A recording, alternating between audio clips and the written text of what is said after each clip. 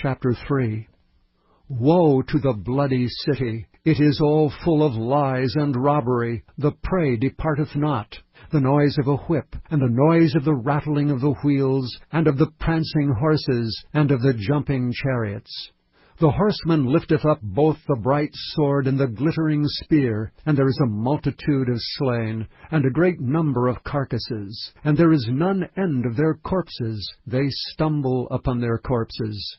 Because of the multitude of the whoredoms of the well-favored harlot, the mistress of witchcrafts, that selleth nations through her whoredoms, and families through her witchcrafts. Behold, I am against thee, saith the Lord of hosts, and I will discover thy skirts upon thy face, and I will show the nations thy nakedness, and the kingdoms thy shame. I will cast abominable filth upon thee, and make thee vile, and will set thee as a gazing stock. And it shall come to pass, that all they that look upon thee shall flee from thee, and say, Nineveh is laid waste. Who will bemourn her? Whence shall I seek comforters for thee? Art thou better than populous No, that was situate among the rivers, that had the waters round about it, whose rampart was the sea, and her wall was from the sea? Ethiopia and Egypt were her strength, and it was infinite. Put and Lubim were thy helpers. Yet was she carried away, she went into captivity. Her young children also were dashed in pieces at the top of all the streets. And they cast lots for her honorable men, and all her great men were bound in chains. Thou also shalt be drunken, thou shalt be hid, thou also shalt seek strength because of the enemy. All thy strongholds shall be like fig trees, with the first ripe figs. If they be shaken, they shall even fall into the mouth of the eater. Behold, thy people in the midst of thee are women.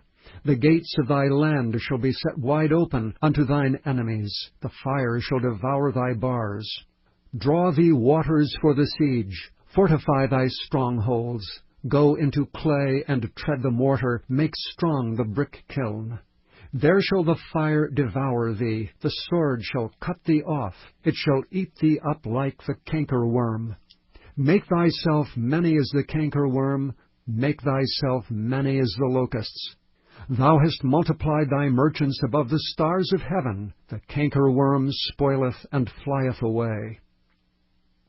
Thy crowned are as the locusts, and thy captains as the great grasshoppers, which camp in the hedges in the cold day, but when the sun ariseth, they flee away, and their place is not known where they are.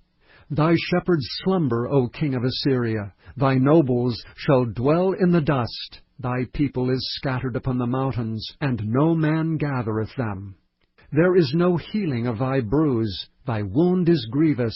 All that hear the bruit of thee shall clap their hands over thee. For upon whom hath not thy wickedness passed continually?